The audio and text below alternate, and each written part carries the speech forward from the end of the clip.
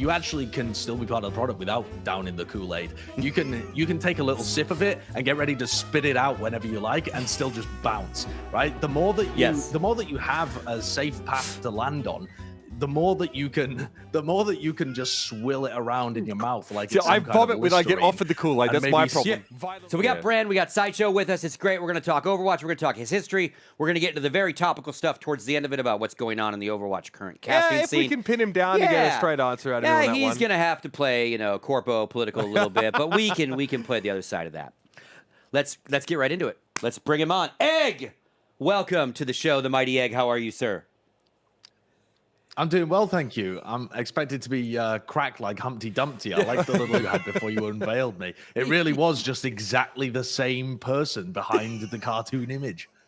Yeah, we could have had a transition prepared in advance, you know what I mean? Like just like this, like the halonic glow from inside the egg as it just cracks like some sort of funky Genesis project. But no. We just unveiled you. What's going on, man? Good to have you on the show. Yeah, thanks for having me as well. I'm excited to be on as well.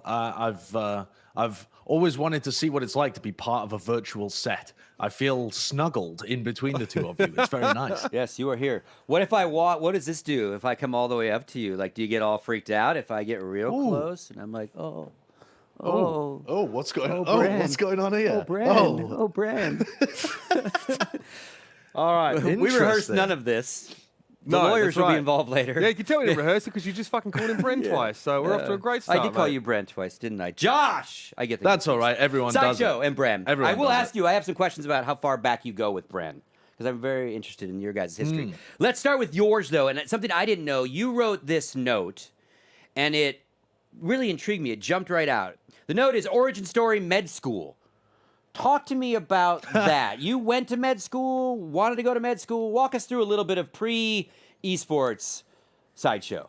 Yeah, I was at med school actually while I was doing some opening stuff into TF2. So that was where I got my start, was working on kind of TF2 production and TF2 casting and writing articles and just essentially whatever I could get my hands on within that scene. But at the time I was going to med school as well, and ended up just committing way too much time to doing the esports stuff instead, and then got kicked out for unrelated reasons, and now I'm here. So, it's a good time. I'm glad I took this path instead, though. I would hate to be a doctor in the current climate because I've got a lot of friends who carried on down that path, and it doesn't look that great, honestly. It's for all of the shit that esports gets, it's better than working a lot of real jobs. I feel like Josh got kicked out of med school from stealing all his medical supplies in order to create Bren from a bunch of cadavers of just people, this golem construction that lumbered out of the operating chamber, and it's just Bren. So Bren's origin story is really built by Josh? Absolutely. Okay. Yeah. Question about that. If you had followed that through, where would you be with that career right now, do you think? Well, I did get kicked out, so it's not like I decided to leave of my own volition. But if I had continued with that, I don't know. I probably would have just taken the degree and bounced, honestly, because I wasn't really enjoying that pathway. It was just the classic case of you're 16, you have to choose a career, and you think, what jobs do I know? Lawyer, doctor, like mechanic of some kind. Sure, I'll pick doctor. Why not? Okay. I relate to that. So not a burning desire, like I'm going to be a doctor, and then screwed it up, so to speak, right? Like it was kind of something. Got it. No. Okay, let's move into your early kind of game stuff. So TF2, big Team Fortress guy, right? So how'd you find that game, and like what really grabbed you about? Because I think a lot of us loved early TF. Never really got either version. Never really got the proper, I think, esports love it could have got as a platform and a competitive thing. But what grabbed you? And like two things. What grabbed you, and like what did you play? What did you main?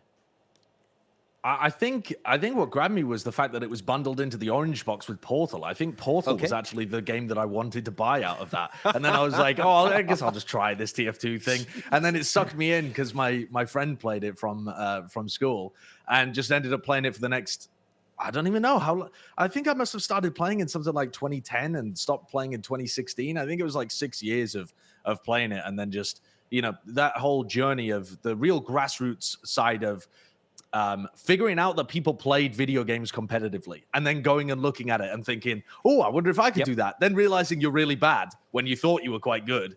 and then the entire progression begins again. Now, I remember you saying something that resonated with me as a COD player, is that you were on a good team, but you like weren't what you would consider a top player, right? You were definitely competing. I was a carried little bag of dog shit. That's what I was. I was just an IGL that got carried by players that I'd made friends with, essentially. Yeah. I was like, oh, okay, yeah, we'll let the old guy play. And I went to one CPL with my little team, and then it was like, oh, shit, yeah, I'm done. I'll run the team. I'll manage the team. Yeah, the very classic. quickly out of the seat. Oh, yeah, no fucking way. I used the IGL pass to get onto some invite level teams that I did not belong on mechanically. So Team Fortress 2 brought you to the party of this crazy industry.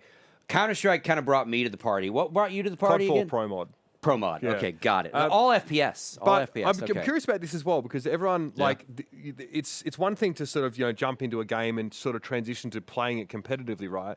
Then it's like another story to go from sort of being a player into starting to write. Like you have a really wide body of journalistic work behind you, and a lot of that was in TF2 and also the casting side. So tell us about that transition and like kind of why you decided to do it. And the UK seems really unique, I think, in a ton of ways, especially the TF2 one. So, I mean, I'd love you to share with some sort of experiences about what it was like being in that part of the world, which was, in some senses, pretty big in esports, but not all that well connected with the world outside of Europe, right? Like UK and maybe a little bit of Europe, but yeah.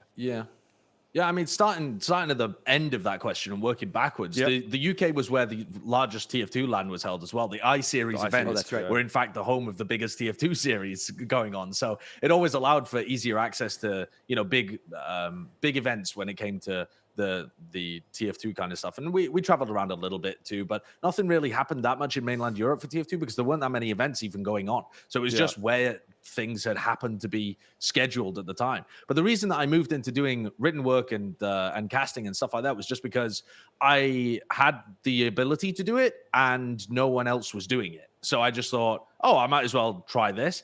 So it was there had been people before me in TF2, that had been doing it for the like 3 years prior, and I'd seen articles that they'd written or listened to broadcasts where they'd been doing commentary, that kind of stuff. And I got to a fairly high level as a player, and they just said, you know the game and you speak English, therefore, would you like to help? And I was like, yeah, sure. That it really wasn't a large boundary to cross at that point in time. There weren't, people taking applications or hunting for jobs and seeing if they could get the right pay. It was just, do you want to turn up and maybe talk about the game? Because we'd really like someone to do it and everyone else is busy. And I was like, go on, then I'll do it. And then the talking about it led to writing about it and led to making videos about it and all sorts of stuff like that. But it was only as I started getting more into hearing about Overwatch that I was thinking, okay, well, how can I progress this into an actual career? And at that point, I was taking a much deeper look into what other people were doing in esports as a wider topic, just to see, okay, well, what careers are there out there? What do people do to be able to get into them? What skill sets are required? That kind of thing. So you were already when Overwatch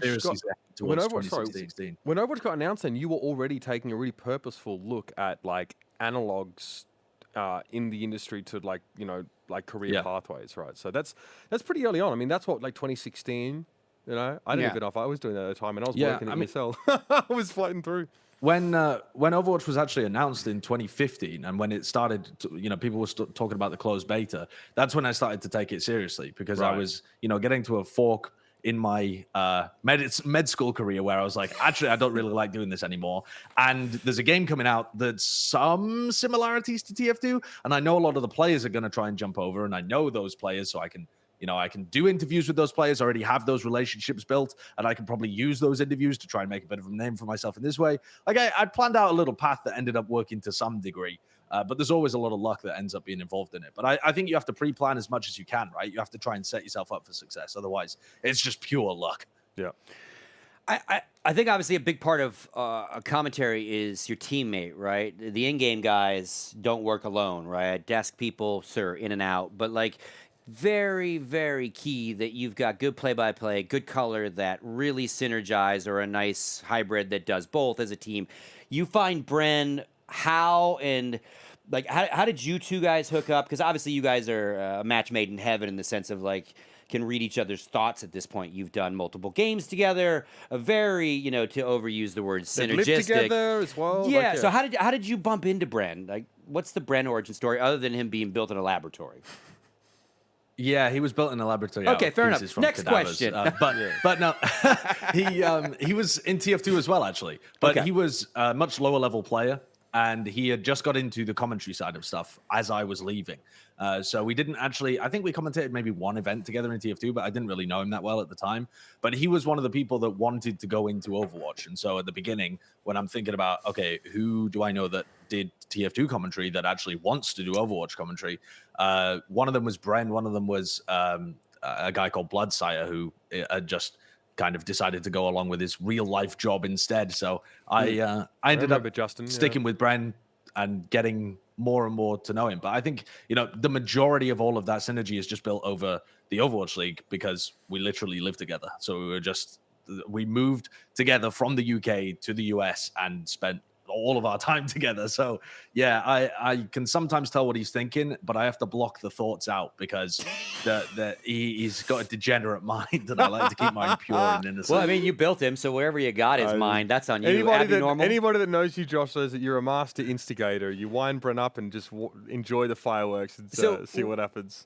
He's clockwork. That's all of the internal mechanisms of clockwork. Yeah, sure. So I want to ask you about that early Overwatch League stuff, because obviously a lot of hype, a lot of excitement, going into the beginning of it all. But I also want to ask a generic, why do amazing on-air talent come out of the UK? But, it's weirdly stacked, across several games. Our on-air talent, I'm sure Red Eye would be really flattered that you said this. Yeah, well, I mean, in a way, he is part of that knowledge. You think of like the Henry G's, the Alexes, you guys, like, you have an accent, doesn't count. What is it about? Like, is it the sports you grew up with? Because you guys are really good storytellers. You're really succinct, and it just seems like proportionally, y'all can't play these games for shit, but man, you can talk about it. Rest in peace, Four Kings. I think it's just a barrier to entry. Rest in peace, Four Kings. I think it's literally just a barrier to entry. If you're from anywhere else in Europe, you have to be learning English as a second language.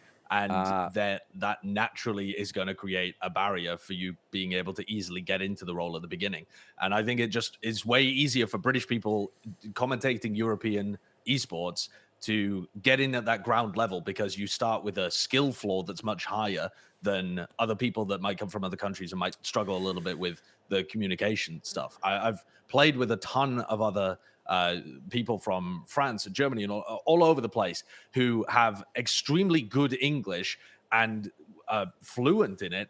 But if you threw them into a broadcast for the first time, their accent would be slightly more difficult, or the way of wording things would be slightly more difficult than someone who's just born and bred with the mother tongue being English, and with all of the broadcasts essentially being like English language first.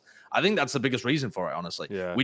The people in England don't have to compete with the people in the US or people in Australia, because you wouldn't want to hire people for smaller events from so far away. That makes completely different time zones. Domestically, it's much easier, and I'd love to know sort of how we would chart your journey from deciding in Overwatch to be much more deliberate about developing this into a career, and how sort of through the early days of the beta and through the early days of the game, you and Bren sort of tracked, and then how you found yourselves in the Overwatch League, right? Off the bat, because from where I stand, it was a pretty meteoric progression, I think, for you guys, when you went obviously from the more content focused side to being on their desk in that first year. But I'd love to hear it from you, like broadly, how you got to the point where you got the offer to join the league.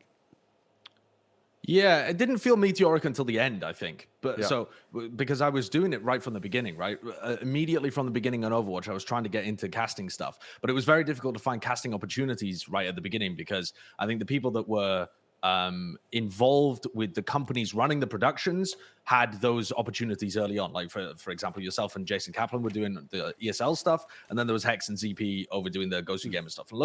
By and large, those were the biggest casting opportunities that were really going. There were some other smaller ones, but not really that much to be able to get into. So at that point, you have to divert, right? You have to go into doing some interview content, do some video, like podcast kind of content, do some written content, because you're trying to find ways of being able to showcase that you can do those jobs. You're both able to write and tell stories and manage relationships with the players and do interviews and hold yourself on camera as well. So, yeah, I felt like I had to go broad in that sense to try and keep my name being relevant for those opportunities when they came up later.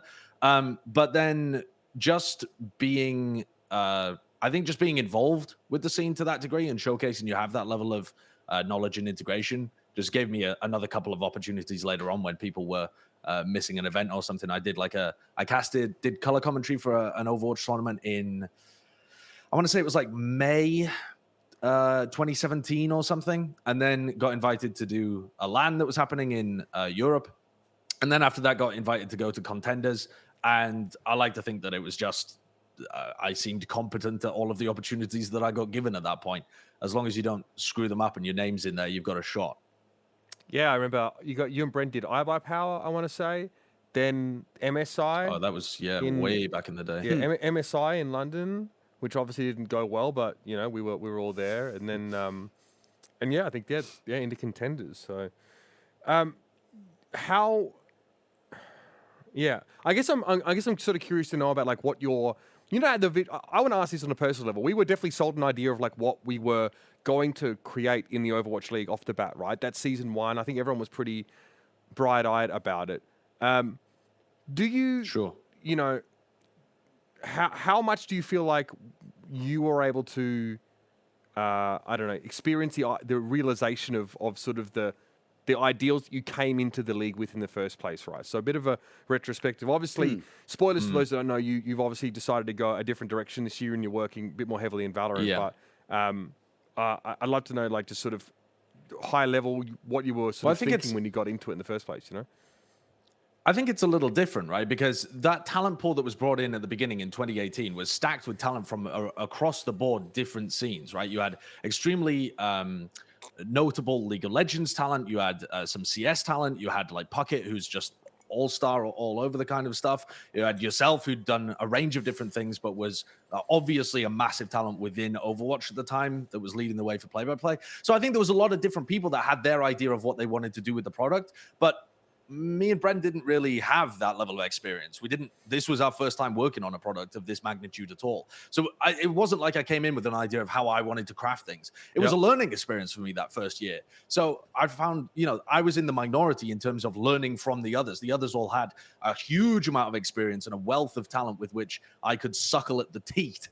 But that was, that led to it just being a positive experience no matter what. Like the ability to work in a TV broadcast studio, the ability to work with other talent that was so experienced and good was formative.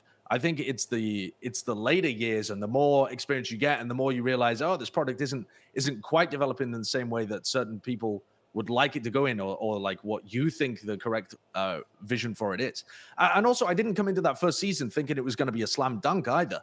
I'm not daft. I was reading all of the different criticisms of the product and the franchise structure and how overpriced everything was, and trying to keep my mind open to the fact that this project could also be a disaster. Now, I don't think it ended up being a disaster. I think that certainly the overpriced element of it can be argued for what was actually delivered in the end. But I always had that in the back of my head of being like, okay, this is a product that is really beneficial at the moment for your career, and it was also really fun to work on.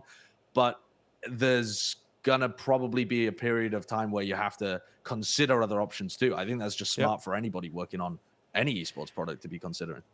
Yeah, and again, you guys, I say both of you because you're not American citizens, in your careers, you've had to figure out moving different places. You coming here, and I would imagine you as well, visas had to be secured. I imagine that first set of visas was sponsored or related to Activision Blizzard and the Overwatch League product for both of you. And then I know that you've moved off of that in the sense of your visa, I believe. And have you moved, Josh, to kind of your own? No, he's fucking casting Valorant, but Activision sponsors his visa. No, but like you've got that extraordinary kind of, but maybe it's in the works. I'm just double checking because. But the reason I bring it up is you also have to be a little drink the Kool-Aid, maybe have a little rose-colored glasses on that first year or two because, like, they got your paper, right? Yeah. And they brought you to the country. You're living in a foreign land I said 3 bags full that first year. Right? Yeah. But Josh, I saw you. Why did I see this? A little. It is related, but you're fucking hiking through some fucking moorland. Trying to get to a post office or to get your visa. Yes. Like, what was that? That was recently, Yeah. right? Tell us that story. Yeah, that was because recently, yeah. How the fuck do you get into these situations consistently? I mean, I really do seem to get into these situations all the time. Like, I had my visa. I mean, yes, my visa was held by the Overwatch League for the first. Last year was the only year in which it wasn't. Okay. Yeah. Okay. So I can't even remember the timeline, but what is that? 2-3 years or something where Too long. Activision is holding my visa. Yeah. So anyway, yeah, the process was delayed one of the years, and so I had to spend 3 months extra, I believe it was, in the UK, just doing co-streams of Overwatch League, a product that I was supposed to be working on at the time, which is bizarre. That was a really weird period of time. And then this year as well, because of the pandemic, I'd just forgotten to renew my passport. You're supposed to renew the passport when it gets to like 6 months before its expiration date. Both my passport and my driving license had expired while I was in this foreign country. And sending them off, they had only just arrived in time for me to be able to go back home this year to spend Christmas with my family. And so I had to get my visa re-stamped because all of the visa offices were closed during the pandemic. Yeah. So you have to go and do that again. And then also had to get a new passport sent out. And so they sent it for some reason up in Edinburgh to some really obscure, tiny little courier area that was a mile out just into the woods. Just send you down a path into the woods. And once you get to the end of it, I got to this courier area. No security, just a pile of passports sat there. Could have plucked anybody's. Could have plucked Joe Blogg's passport and just throw it bin on the them for the pile. next year if I wanted to. Oh my God. But I kind of like being me, so I just stuck with me. But if I was a nefarious actor, could have been anyone. Far out. That's insane. just drop it on the pile, pick one, take one. Who do you want to be today? Yeah. I bring that up because, lots of conversations about who's got leverage as casters, who doesn't. If you're a caster in this space and the game developer or the TO is holding your visa paper, that's a whole lot of leverage that you don't have and they have when you're talking about negotiation. And there's a trick to it. Yeah. Yeah, there's a trick to getting out of that. Yeah, and that's why, and again, it's nice to hear that a lot of you guys are working with your agencies to get the extraordinary, citizen athlete, whatever they're, entertainer kind of visas and get away from any So the visas job are the same. sponsorships. The visa is the same. I don't know about Josh. I mean, I think you were on an I visa at one point because the league had no idea what they were doing. But O1, obviously, I've had an O1 since day dot, and I just got it transferred from the league to my agent. Gotcha. So they didn't have that level of leverage, but it's not something you really think about. Yeah. Yeah. Yeah. Yeah, I also, though, I think the Overwatch League was the first product I had ever worked on that was being extremely proactive about that and actually setting us up with, all of the legal framework in the first place, too. If I think back to any event that I was invited to in the past, it really was a bit Wild West in terms of those applications. It felt squeaky back then. And so I do appreciate that everything, was perfectly above board, at least in terms of my case. It felt, I felt secure in terms of actually being signed by a big organization that was willing to put up the cost to get me over there as well. Because I think it would have been much simpler for them to just try and fill their books with a bunch of North American talent where they don't have that extra cost. So I really did appreciate that in the first year. But you're right, there does come a point where you need to kind of leave the nest a little bit in order to have that ability to still work on other products or increase your leverage and not have that be a thing that's held above you. Not that I ever felt like it particularly was, actually, though, in my negotiations. Fair enough. Yeah. It was, there were other issues there. But if you wanted to freelance, like you just couldn't. Yeah. Or do any other work. Sure. Because like you were employed by the league and like basically if you were going to freelance, they had to pay the league and like it was really complicated. So, but I guess why I want to talk about visas and stuff because you got stuck in visa hell on multiple occasions. But I guess one of the most, the longest stretch you were stuck in this visa hell, I personally attribute to a great degree of the growth of co-streaming, especially in like, esports to yourself.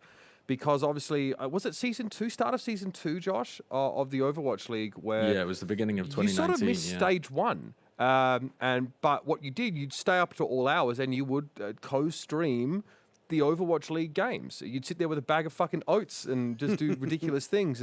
And you know, I'd love to like, did this idea come from you having seen anything, or is it just like a happenstance? Because now this approach is being, you know, copied by some of the biggest streamers on Twitch with gigantic, you know, viewership and huge incentive to do so. Yeah, I mean, I definitely had found the idea somewhere else. It wasn't me that came up with it. And also the timing, I think, is purely coincidental because it was also starting to really take off in Fortnite during that year as Fortnite was getting a lot bigger. So I don't think it was the case that I kicked it off. It was just a, you know, symbiotic, not symbiotic, but a coincidental evolution, you know, where two things happen at the same time. And it just appears like that because I was doing it over in the Overwatch scene. But the actual idea and the place that I got it from was a B stream that some of the CS commentators had tried to do. I want to say it was in 2016, but it could have been earlier. And I think they booked out a studio somewhere in Sweden. And I remember Get Right being on there with Semler and Thorin and some other people. No I can't Majors exactly Club remember kind what of that. thing. Yeah, it might have been something. It was that kind of theme, but I don't think it was that branding. Yeah, it was them trying to take it into a studio setting. And I thought to myself, this is really cool. And I know that they had spoken afterwards about abandoning the project because it didn't get the viewership that was required in order for them to sustain that kind of investment. I think they were probably paying people, you know, like full talent rates and booking out a full studio. And it wasn't at that kind of point then. But I thought, well, I can just do this on my own. And it's a very light lift. And I don't even actually need permission to do anything because I'm not showing the gameplay. There's no... you know, there's no copyrighted content other than a very small timer, which I was assuming they weren't going to object to, just to allow people to sync up. And I started doing it for like my stream at the time was getting about 200, 300 viewers whenever I turned it on. And when I was consistently co-streaming, it climbed in kind of jumps up to at one point having like 4,500 people watching my stream, just doing a co-stream of Overwatch League, which is, I think, still to date, the highest amount that I've ever had on my stream. So it was an extremely successful idea that was wanted by the community overall, this kind of lighter feel. You also have to remember that at the time, the Overwatch League broadcast was quite stuffy. You're coming off a 2018 season that didn't feel organic. It felt very, you know, robotic in some sense too. So it was a Disney XD year. Looser very product. buttoned up. It was. Yeah, it wasn't the looser product, the more fun, community-engaged product that it is now. I was actually offering something that was new to the audience. Yeah, I mean, I guess, you know, for me, it was really interesting to see that as well and start to realize that, you know, maybe what people sort of wanted in their content. I think, you know, now we're still seeing co-streaming happen. I kind of want to know, just to sort of link up the future and the past, is it still the same thing? Like, are co-streams succeeding for that same reason still? Do you think that esports broadcasts are still maybe not able or failing to, whichever one, to sort of provide that more laid-back feel? Is that what's still driving this phenomenon, for lack of a better word, forward? Well, I don't think it's necessarily the laid-back feel, no, but I think it's something a little related. To me, it comes down to the parasocial relationships that people are able to develop with Twitch streamers. People act as if they're friends with the Twitch streamer. And because you have this constant communication via the chat and you have such an engaging back and forth with them, or at least that's a possibility, it has a completely different feel to it. That's a massive advantage to individual streaming that I don't think any live broadcast is going to get close to, and nor should it either. I think those should be two separate products that don't attempt to go down that path. But when it comes to watching a game with other people, watching a game in a crowd, or watching the game with your friends is always going to be additive. There's always going to be something that you get from that, the shared emotion. We're very social beings, and I think watching esports, you are just watching a screen for the most part, and having that ability to have a little bit of back and forth, or at least feel like you're contributing to the conversation with the other person, is a very engaging thing for a lot of viewers. Even if the streamer is essentially not saying anything, simply seeing their emotions, seeing their face, and seeing the emotions that they are experiencing it helps heighten yours or helps you share that kind of emotive link to what's being broadcast in a way that purely the audio from the commentators can't. You don't get to see their faces, their emotions as much. It's a real skill to try and convey that with purely the audio. And I think that's what's currently driving it. And I don't think it's something that live broadcasts are going to be able to help. I don't think it's something where, you should be just putting the casters' faces on all the time. But I think it's partly why people used to love videos of you actually casting Mitch after the fact. Maybe it's not something the Overwatch League is ever going to do, have a little box with like Mitch acts like a bonobo while casting, but people love those videos afterwards because you were so thoroughly into it, and they could see that and they could think back to their own emotions when they were watching and resonate with it. Well, you're giving them all of the great stuff of a broadcast, and then they're also getting that human connection with somebody else who's enjoying the moment with them. And esports does tend to be quite disconnected. You don't tend to watch it in crowds. That's, I mean, especially in the last 2 years, that's just not something that's been possible. Watch parties themselves as well aren't as popular. You're not really going to invite someone else to come down and sit at your PC with you to watch the CS tournament. It's a different feel to live sports, and I think this is bridging the gap a little bit. I think that's what's currently driving the success in the model. Now, you guys differ on the topic of whether a game developer or a tournament organizer, whoever's throwing the big show, if it will intentionally lower budgets, diminish the main product because they know that a lot of the viewership is going to live on the co-streams. And so why spend way over here? Maybe why pay the tier 1 talent? Why do all the extra stuff when really it's got to be a good, solid product? But at the end of the day, if 80% of our audience is watching somewhere else and maybe muting the main broadcast, we don't need all that. I mean, what do you think? Because you two do not necessarily feel the exact same. I don't know on if we necessarily opposed. I'm either. trying to get you to fight. No, Work I with mean, me. yeah, it's tough though because I think you've got two people that most of the time are reasonable. But I know. I think no, I just think that like it's a little bit hard to divine where the value is bought by casters, by people that hire them at times.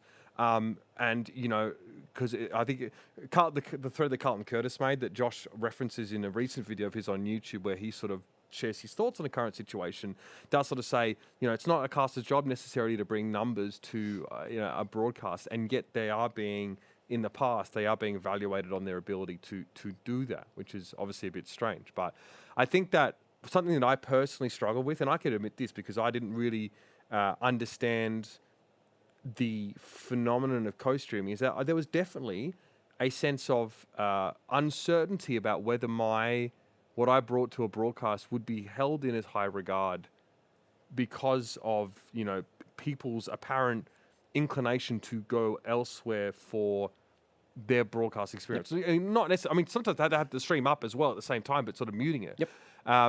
But I mean, you talked about it on your video as well, Josh, but I think I'm curious to get your thoughts here on sort of as a broadcaster, as a caster, someone who is whose craft is getting up and casting, and also someone who co-streams. Like, how do you feel about that dichotomy? And is this a situation where both of these things can coexist, or should casters be concerned that people are muting the stream and going elsewhere? Like, I'd love to get your thoughts on that. Well, I think part of it comes down to let's start with what I'd said in the video was that I think the co-streaming is not a replacement for the casting. At least in my experience of running co-streams, it is much more pleasurable as a co-streamer to have that casting audio in the background. Now, there are going to be people who disagree with that and people who mute the broadcast or want a clean feed without it or something like that. But and it might be frightening to some of the broadcast talent to hear this, but Riot, when we were doing a co-stream, did offer us a clean feed without casters. They said, here's a clean feed without any copyrighted music, and also it doesn't have any casters. And we said, no, we'd rather have the copyrighted music and just mute it ourselves or lose all of our revenue that we have on our channel, because the lacking that commentary, it makes it much more difficult for you to do your job as the secondary entertainment product, because you don't have that hook into what's going on the screen. Now, the the counterpoint to that, though, is that's my opinion that the co-streaming is easier with commentary. I'm not the suit that looks at the number go up when co-streamer involved and number do not go up when commentator involved. So I think, Grug in the suit might end up prioritizing co-streaming. But the question really becomes, where's the investment opportunity for co-streaming? I mean, trying to pay somebody that's going to give you any large percentage of extra viewership is a throwing money down the well kind of activity. If you want to actually pay an influencer, if that influencer is providing 50% of your viewership, any kind of scenario that they get into in terms of actually wanting to be paid for that, I mean, I don't even want to go near that as a developer, because that is going to be a horrendous money sink. Yeah, if if a Shroud or a Tarek ever say, we want to be compensated for all of these viewers that we're bringing to your broadcast, the developer is in a it'll flip spot, the other because opposite way. putting an actual influencer price on that is absurd. They'd be paying through the fucking mouth. So they're in a really good spot right now where they're bringing, it is a symbiotic relationship between the co-streamers and the main broadcast, because the main broadcast is benefiting from viewers, but so are Shroud and Tarek. They're not bringing in those kind of viewers when they just turn on their own streams and play ranked. It is symbiotic in that sense. But I think on top of all of this too, if you're looking to attract co-streamers, right? If you're, let's use the Overwatch League, for example, because they're heading into Overwatch 2, and they might be in a position where they're looking at other places and thinking, wow, we kind of dropped the ball not allowing people to co-stream our product just naturally. Maybe we want to try and attract people in for next year and get them co-stream. Well, again, you don't necessarily want to provide a financial incentive to do that, although maybe they go in that direction, but I've already said why I don't think that would be smart. Sure. But what do you do in order to attract co-streamers to your product?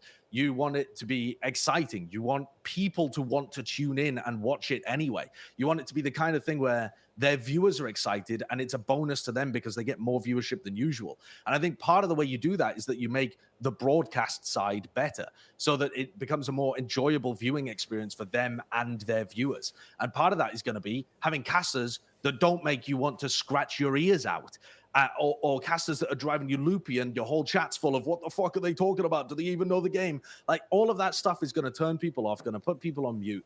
And I hope that the logic path makes sense for the people making the decisions, because if it doesn't, then we're fucked you anyway. could end up in a scenario where people make the wrong moves. But it would just be them kicking themselves in the face, because the best way of getting a good product is to invest in the product itself, not invest in the co-streamers. That is going to be throwing money down a well. What do you think? So I'd love to get your take on this. Obviously, you're involved in VALORANT now. I think we'll delve into that a little bit in a moment. But before we get there, what do you think happens to co-streaming if/when VALORANT decides to franchise and there's a situation where you have like ownership groups that might be in a revenue share agreement? Do you think there's a world where co-streams can still exist in this environment where maybe it's harder to sell sponsorships with this more convoluted, abstracted setup of viewership?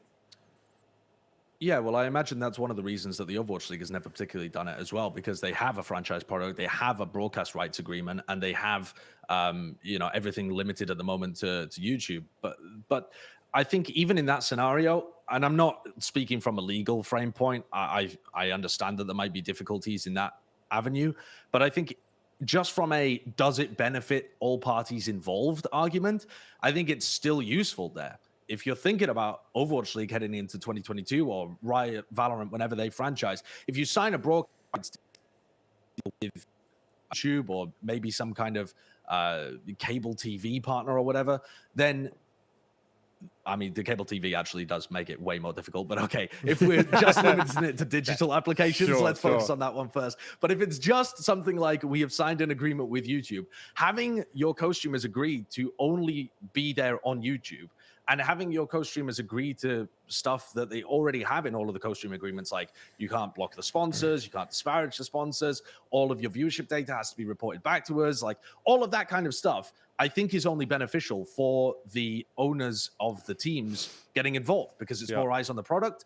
You're able to report larger viewership figures back to your sponsors. It just seems to be better to me. And if people are being a threat to sponsorship arrangements by, certain people co-streaming that are brand risks or they're being disparaging, then slice them out of the agreement. And that's how you deal with that, I feel. again, not speaking from a legal framework point of view, but if you sign a media rights deal with streaming platforms, then why wouldn't you get co-streamers involved? Yeah.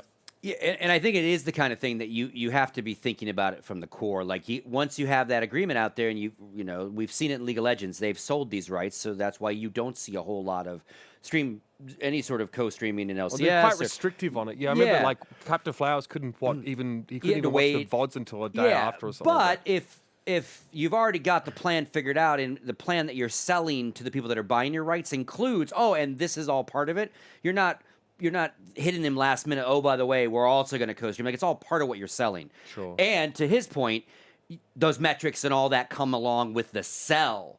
So it's not a detriment. Like, oh, by the way, can we co-stream on these rights? Like, you're selling Sideshows, those numbers potentially as part of the big product, and maybe that's how it survives. Instead of trying to ask forgiveness later, oh, we've already sold them the old-fashioned way. But let's talk about Valorant. Let's talk about PlatChat moving, because you've moved. You're the king of diversification. The Mighty Egg, by the way, the Mighty Egg, has a great video. Talks about if you want to be a procaster, you know, things to look out for, your personal experience and things you've gone through. Obviously, it came out of the Sean and DDK retiring, moving on to different pastures kind of conversation starter, yeah, so great video to go watch. But one of the things you talk about is diversify, diversify, diversify. If all you're going to do is take a day rate, go stand behind a desk, or go do someone else's matches, you're going to get caught eventually and you're gonna end up on the short end of that stick. So you guys have been diversifying for a very long time. PlatChat started as kind of just a podcast, has quickly turned into an Overwatch podcast. Yeah, Overwatch podcast. But and it was kind of a fairly basic web show podcast, talking heads in boxes, but very quickly turned into skits. And like, it is a very produced show, even though it doesn't look like a very produced show sometimes, especially when you do the event-related plat chats, right? When you're, breaking watermelons and all the crazy shit. Sure. So I want to talk about, like, just the media. Like, did you think PlatChat would get where it is? Because it kind of started as a little bit of, T-Mobile or whoever got involved with you guys, but it's really turned into this really cool product that you guys run. And I think that's amazing, because that PlatChat lives beyond whether you decide to talk There's about a question in here somewhere. Yeah, I'm sorry, I'm a ranter. No, I get it. No, I think we only started the product because Mr. X was interested in just having a podcast. He just Fucking thought, Mr. well, why don't X. the casters start a podcast? That is, he's got a good point. So we just started a podcast. It was horrendous at the beginning. We figured out how to make it a little bit better, and then as more people were interested in it, and as it took off, we've just grown it a little too. But again, it all is designed to help serve the people who are part of it too. It's not bringing in enough revenue to pay people a day rate every time they do the podcast.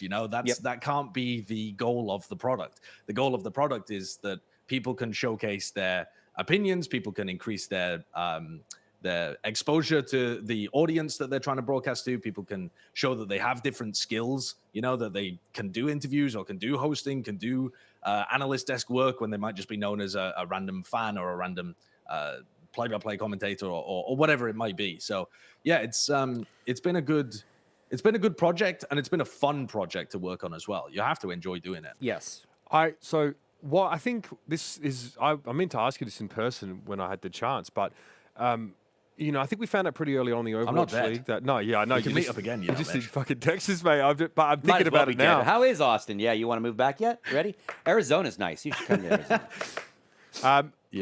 I'm sort of at the beginning of the Overwatch League, we found out pretty quickly that sort of a very nitty-gritty analytical approach was not something that really resonated with a lot of our viewers, and I think. You and Matt and Bren probably cottoned on pretty quickly, I think, to maybe an approach that definitely people were more receptive to in that space. I remember Monty griping about people not wanting analytical content in Overwatch. Sure.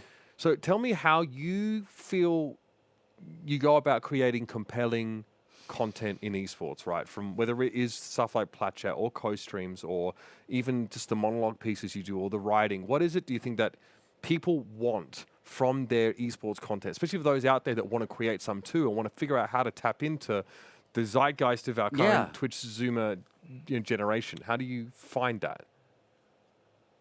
The way that I tend to approach it is I start from the position of a fan that watches everything, right? So I'm trying to think about myself as just, I watch all of the stuff that the real official channels produce, whether that be Overwatch League, whether that be Riot, whatever. On top of that, what questions do I then have? What kind of things do I then think about as just a fan who watches everything? And then from there, you're able to cover we do recap stuff that helps people cover everything, because some people can't, they just simply don't have time, but a lot of people would like to. So I think that's beneficial. We try to be as global as possible. You know, we're not just trying to restrict ourselves to doing only North America in Overwatch, or, you know, only NA and EU in Valorant. We're trying to be as global as possible and have a big reach, so that we provide value to those fans who watch everything over there. And then, you know, you can still gather some information as you head up to the big events. So that's one of the big things, right? Is like trying to keep track of everything. But then the other kind of stuff too is a lot of interview content is really lacking in the scene right now, and that's something that we're not doing as much of in PlatChat right now, but it's something that we did a lot early on in Valorant. You guys did a bit of back chat, names out there, because a few episodes. Yeah, exactly. We did a lot of it in Valorant early on in order to get out there, because it's the best content, in my opinion, to provide something completely unique. It's not something that other people can do unless they've actually had a conversation with that pro. You're hearing it directly from the horse's mouth. And also, it tends to be fairly easy to set up. A lot of pros, a lot of teams are pretty reasonable about giving you their time and allowing you opportunities to talk to them. Much more reasonable than if you were trying to get into traditional sports, for sure. So why not take advantage of that opportunity? And then trying to figure out what kind of stuff you would want as a fan of the game. Trying to really be in touch with the community in that sense. Trying to find ideas that they would find funny, or they would find illuminating, or, you know, trying to put yourself in the position of the everyman. I think that's watching the broadcast is going to be an important strategy, and I think something that most of the time developers miss by a country mile. They try and produce shows that are like that they've cooked up, but they're not fans to the same degree. They don't watch everything. They're not ingrained in all of the Twitter conversations and subreddits and everything like that. So they just miss the conversations that are happening with their fans. But the more you can hook into that, the better ideas you get, and you can always come up with something that's going to be engaging. If you're a fan that has access to a product, you can put on a really good show. And I don't think you can discount like the humor. Like, you guys are genuinely funny human beings. Like, so that is an entertainment factor. You're getting your esports with a comedic, humorous vibe, not a serious, buttoned-up vibe. Like, it's you should have seen them in improv class. Yeah, it's just again, it's all about that vibe. Like you said, parasocial, and you're a part of the family, and you're one of the gang, and you're hanging out, and that is very different than anyone's like esports product. I literally went to see these guys. I mean, proactive in trying to sort of develop that sort of persona and entertainment value. They literally all took an improv class in Hollywood. And I turned up to their recital, and it was like Bren, Josh, Johnny, I think, and they there were a bunch of scenarios, and they had to improv with an audience there. This is quite impressive. So like the whole, like, you know, whatever that show is, Whose Line? Whose Line? Kind of. Like, awesome. there'd be like Whose someone Line is it anyway? It was somewhat similar. Someone would start off, there'd be and they would just have to react or whatever. So, you know, for those people, it's not, you know, I just want to make it clear, it's not just these guys are naturally funny as well. They actually put some time. I think Crumbs was doing it as well. It's fucking hilarious. So it's a real legwork goes into doing this. Yeah. Also, when I was at university doing med stuff, I got really stuck into the comedy side of things too. I did we performed at the Edinburgh Fringe Festival. I'd done like sketch shows, writing, performing, that kind of stuff too. Because some level, it doesn't actually have to be humor at all. You don't have to be funny in order to be good on in one of these scenarios. Sure. But you need showmanship. And showmanship and charisma can extend through comedy, but it doesn't have to. It can also be the way in which you tell a story. You're gripping. You're like a fucking bard with a lute. Yes. You know, that kind of avenue can also be really engaging and produce really good content. But it's something that a lot of people forget about, honestly. They go into esports and they're like, I want to be a desk person. I should learn everything. And they become a studious bookworm. And that is not going to translate to your audience. You have to have both. You have to both be able to get the input and the output correct. That's so overlooked as well. I don't know how often. I don't even know how publicly known it was that you had dabbled so much in comedy and stuff though when you were younger years. Makes so much sense. It obviously, yeah, it makes a lot of sense now. And it's just something that people don't think about when they get into esports because they're sort of gamers or they're really into the analytical side of things, and they walk into a desk and they find that it's not that easy. And there's a lot of chemistry and, like Josh said, a lot of showmanship that goes into it. And I think it's overlooked because we don't have like a pathway, a developmental heuristic to follow from office chair to analyst desk. So having having that there is really big. So let's talk about it. Let's talk about this move from Overwatch to Valorant here, because obviously, when Valorant first came out, I know like you guys were playing it a lot. I think you were sort of involved fairly early on with like one of the close beta or something like that. And there was the one-off bit of content from the house where you guys were like forming a sort of quote unquote sort of Valorant team, which is really good. But tell us about sort of. Okay, well let's talk about maybe what prompted you to sort of decide that you'd with the end of your rope with the Overwatch League, and that the time was ripe to make the jump into Valorant, because some people may be wondering, like, Valorant is not franchised yet, right? It's still a little freelancey, still circuit based and not rock solid. So, what factors into this decision, and sort of, I guess, how are you feeling about it now in the early stages? It might be early to say, but I'm sure people are curious to know. Yeah. I think at the beginning, when Valorant was first launched, well, even to dial before that, right? When I was involved in TF2, I saw Overwatch on the horizon, and I was like, okay, that's an opportunity that I have to try and take advantage of. And I saw the same thing with Valorant. It's a game that is similar enough to CS, a game that I've casually enjoyed for a long time. And so it has enough hooks that I'm going to be able to get in and understand it at a very basic level at the beginning. It's not like I'm a fantastic CS brain or anything, but I've watched a lot of broadcasts and I understand how those analysts think, and I understand the way that they, think about the game and how the game plays from a tac shooter perspective. So when I saw Valorant was being announced, I thought, okay, this is it's another big opportunity that you've got to try and capitalize on. And drawing back to my video, one of the big points I made is not just diversification, but it's also that Trid, I think, had a tweet. One of my colleagues from Overwatch, he was working on a lot of tier 2 broadcasts. He had a tweet that said, a lot of broadcast careers are very short-lived. You need to use those skills and the networking and all of that kind of stuff to find yourself your forever position. Because it's a bit like being a player. You've always got to be ready to pivot. You've got to build up your brand and try and find that next thing if the rug gets pulled out from underneath you. That's just helpful. And so even if Valorant was only just a secondary option that I kind of liked, it was going to be helpful for that kind of position, to be a backup plan or whatever. And I wasn't necessarily thinking that this was the year to leave the Overwatch League either. That was kind of my hand being forced by the league's offer being so poor, I think. It wasn't...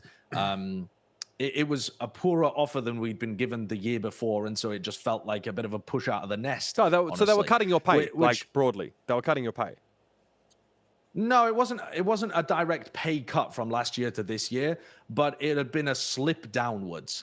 Okay. I would say when you factor in the inflation, the amount of work, and the fact that there would be necessity to change the way that we're broadcasting and like do some traveling now that the world is opening up, right? At that point, the pandemic rates did not make sense anymore. It became overall a much worse deal.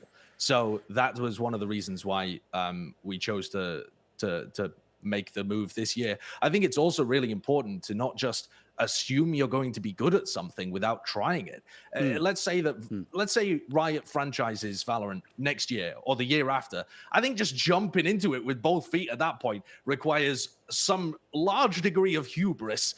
You want to have some level of practice, some level of getting your feet wet at the beginning when the events are just, picking up for the year. I think just getting your name known as well, so you're not just the Overwatch caster that started doing Valorant. I think that's something that frankly harmed some people's perception of the talent that was involved early in Overwatch League as well.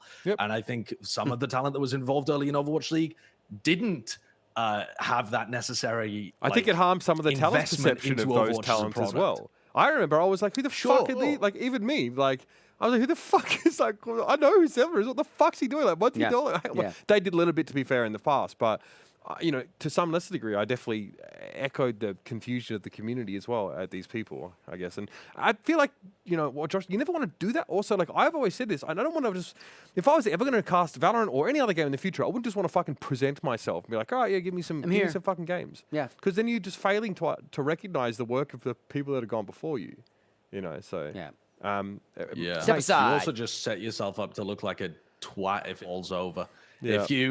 If you like swagger in and then you're actually not that good, you just look like a plank. Ouch. So you've got to approach it with some level of like feeling stuff out to begin with. I think You got to recognize when your with. wick's burning and it's not working out. Yeah, You know? yeah. So obviously you're in Texas now, but let's say in a year or two that you guys with your little quips. It's okay. Let's say, you know, that they do go the League of Legends route. They do decide to franchise it, put it in a European box and a North American box, and they do it out of LA. Is that the kind of thing that you guys are, you know, that would be cool of your career path? You head back that way. Come back to LA? You come back to LA, you work like their VCS product, if you will, instead of the LCS? Or at that point, would you maybe like diverge again and you've built yourself a couple more years of independence and not go kind of full-time again? Have you learned your lesson, or are you ready to drink the Kool-Aid again is the question, Sideshow.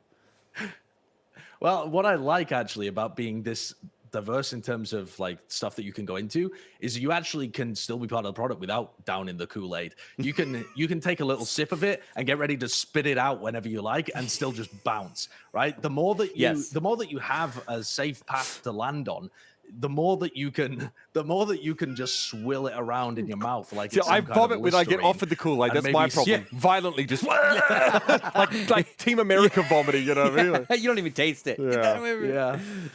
Fair enough. But I think it's not something that I know about at the moment, honestly. Sure. I mean, probably, but at the same time, there's a lot of other different roles that I think would be interesting to go into. I think going into some kind of like segment producer role would be really engaging for me. I love like building the show, building the co-streams, building out like different ideas for cool segments that we could do. I like doing that behind the scenes whenever I'm on the desk as well. I'm very vocal in terms of, I think we should do this into this, you know, and like trying to help the producer, trying to help the host in terms of crafting that product. So that's something I'd really enjoy doing. I think I'd also really like to work in some kind of talent development role as well. If any developer is interested in hiring that kind of stuff ever again in the future, because it is an incredibly important role. And at the moment,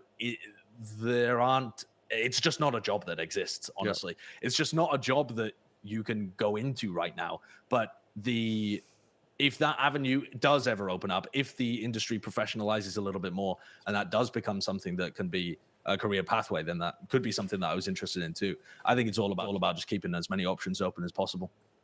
Yeah. Obviously, we've got poor Josh's. Do you want to come up here? Do you want to try and breathe some life back into his veins? We'll get that fixed out. We still. There we go. Hey, it worked. Yes, it worked. I'm back. Victory. Thank you. Perfect. I think this has been really enlightening, especially for a lot of people who I think a lot about, you know, creating content that is compelling because, you know, not easy to do. I could vouch for that. You know what I mean? Yeah. What do you think then about the next few years in Valorant? I guess I'd love to know what your plan is or what your sort of loose aspirations are in the next couple of years, because you've got a lot of, you know, irons in the fire, so to speak. A lot of stuff you're working on. I happen to know that you're probably one of the hardest working people in esports, especially based on your aggressive content sort of production and also all the VODs you have to watch to stay current in Valorant. So, first of all, there's two-parter. How do you split up your day to fit it all in? I think that's really interesting. And then tell us a bit about what you think is the next couple of years for you. In terms of splitting up my day, I used to be horrendous at this kind of stuff. Used to be a master procrastinator, and I've just learned so many different tools to try and deal with that, to the point where I've gone overboard the other way, and I feel like I'm like getting antsy if I'm not being productive with every second of my day. So it's started to go too far, and I need to calm it down actually, because there is a point at which you can I'm a big believer in the fact that you can rewire your brain to just do things completely differently. Yeah. And I think I've cooked it at this point. I've cooked it. But in terms of like allocating that period of time, I'm normally thinking about, okay, what's the biggest priority, right? If I'm working on a broadcast, the broadcast is the biggest priority. You need to make sure that I've done all of my, VOD review prep, cooked up the segments, found the stats that I want to pull, like done all of the research element and got it all ready. Then if I've got some time, okay, maybe I can work on this side project. Maybe I can do this. We've currently got like the PlatChat, the days of recording scheduled out. So my Mondays and Tuesdays are literally just watch VODs, record PlatChat. That's it. I try and fit in streaming wherever I can, but that is like the final priority. Just like if you can squeeze stuff towards the beginning and end of your day as much as you can, then just open up the middle of your day for some streaming. But I can cut that if I have to, because it is the lowest prio stuff for me at the moment. And then, just trying to keep your brain focused. I think one of the big things for motivation that I've found is trying to keep as many things going as possible is actually helpful in terms of getting stuff done, because you'll get bored with one project, but you might be excited to still work on a different thing. I might get bored of watching my 7th Chinese Valorant VOD for the day. So I go and work on some, PlatChat segment that I've got cooked, or some stats thing that I've been looking to work on. And keeping that refreshed and keeping your mind working on different projects, I feel is helpful. You don't, one of the things that I've worked on is the fact that you don't always have to take a break by going and chilling downstairs and watching some Sopranos or going for a walk or whatever. You can take a break by going to work on a different project that uses a different part of your brain, that's creative rather than analytical, or funny rather than being VOD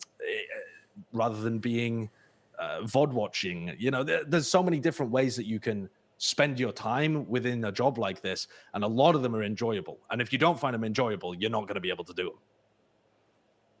Good answers. So the second part of your thing was like, where do you see yourself in the future? You kind of talked about that a little bit more, but more short term, like doing more segments. I'd love to know, maybe in the Valorant space specifically, and what you're hoping to see from there. Yeah. Right. And okay. Yeah. Well, I mean, within the Valorant space, who knows where it's going to be going, right? I don't know whether I'm going to be working as a caster. I don't know whether I'm working as a desk analyst. I don't know when they're franchising. I don't know if I'd be involved in that. There's just no knowing what's going on, frankly, within the space. It feels like 2017 Overwatch, except there's actually events occurring. So that's a pretty big difference to start with. Europe is dead. But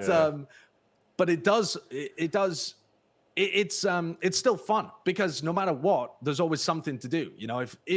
If Riot give me the Shawn and DDK treatment and they don't invite me to the next event, or either because I shit the bed in this one or because they just stiff me for whatever reason, then I'll enjoy doing the PlatChat co-stream and stuff that we were doing last year and was incredibly popular and successful. So it doesn't really matter where it goes. I've got cool stuff that I can work on anyway. As for ideal, I really enjoy doing both live broadcasting and desk work. So I'm currently happy with how they're using me right now, which is as color commentary for certain matches, and then on the desk, kind of helping some of their newer talent get familiar with what a desk product looks like and how that should be run. I think fortunately for you, you've put yourself in a really good spot in the sense that you can pivot if anything goes south, or you can adapt if things are going great with your other projects. You're definitely an anomaly in that sense, probably in our space, that you've got these other things to fall back on. It's just the nature of the beast. My last question would be, 10 years from now, like, do you see yourself like always kind of being in front of the camera, or do you like see yourself owning a production company, being like directing shows, calling talent shows, development, getting all the way up, like owning an agency? What do you see? What's your forever job? Yeah, what is your esports? Forever job? There you go. Or you don't know yet? I haven't found it yet. Okay. I really don't know yet. Yeah, I can't imagine that an on-camera broadcast career is going to last the next 10 years. I just don't see it happening. Maybe it would, but even the people that have been around for that length of time within broadcasting are starting to go and find other jobs. And that's not just because opportunities have dried up for them. I don't think that's even the case for the majority of it. It's that they're seeking another challenge, or they've reached, a pay ceiling as well. They are the most respected people within the scene, and yet there's still a pay ceiling there that's pretty similar to where it is for everybody else. It's not a dramatic difference in terms of the hierarchy of pay right now when it comes to there since 2016. all working within the same scene. Yeah, it is. Sure, The exactly. growth is once you hit one of the top casters in tier 1 of that game, you're done. it. There's no the growth stops. Yeah. You know? Yeah. So maybe a little The like only cost thing of that I'm living. looking at That's the about it. moment Yeah. within the the thing I'm looking at within the next 10 years is looking to move back to Europe because, as you get older, you realize where you'd like to be spending the period of your time where you're looking to start a family. And that for me is still Europe rather than North America and the US specifically, because, Canada seems like much less of a potential hellhole than trying to navigate the horrendous social security net It could be problems. worse. There are just imagine trying to great raise an gaps American to fall through. Yeah. No, it does make sense that you would kind of head back home, so to speak, and settle in. So you would work for Riot's LEC product then, right? The VEC. It'll be the VEC, I guess. The VEC or whatever the hell is going on in Europe. Maybe a farm. Beth there you wants go. to own some sheep, so maybe she'll do that instead. As long as you stream it, you'd probably be very successful making content around the sheep shearing. Exactly. You could do that. Josh, man, thanks for your time, bro. It's Awesome. been great to have you here and pick your brain a little bit. Also get to ask some questions that I personally have had. So, look, been great working with you on the Overwatch League, man, and hopefully we get to work again in the future. But thanks for coming on. Yeah, absolutely. All the best to you as well. I'll be watching, although there are 23 games in 1 week for Overwatch League as it starts at the beginning. So I'm going to find it difficult to watch everything, but I will be watching. That's right. Just don't turn me down too low, Josh. That's all I ask, mate. All right? Okay, I'll try. All right, man. All the best. Thanks for coming on. Thank you, sir. All You're a right. rock star. Thank you. Great stuff. Great. You still here? Oh, God. That's one of that those was weird it. things where you say goodbye to someone and they're like, you're still walking down the same way on the street. What's the Top Gear guy that had the farm that then had he did a whole series of his farm? It was great. Is that the Jeremy? James one? May, Jeremy Clarkson. Clarkson has a farm, and during the pandemic, he put together a series of him working his farm. He bought a farm. He knows nothing about farming. That's basically what Hex did during the pandemic, really. Great. Yeah, Hex bought a different kind Just of a certain farm. kind of crop. Certain kind of farm. But I could see Sideshow out there, like driving the tractor. Oh, yeah. I never with got the to ask him chickens, about the time he eggs. boiled us a mushroom. That was fantastic. He's quite the horticulturist, old Josh. Yeah. Clarkson's farm. Yes, thank you guys. Yeah. Great stuff. Very fun. I don't know if Josh will tell that story in public. That was a Denver special, that one. You always bring that up right after he leaves. Yeah, absolutely.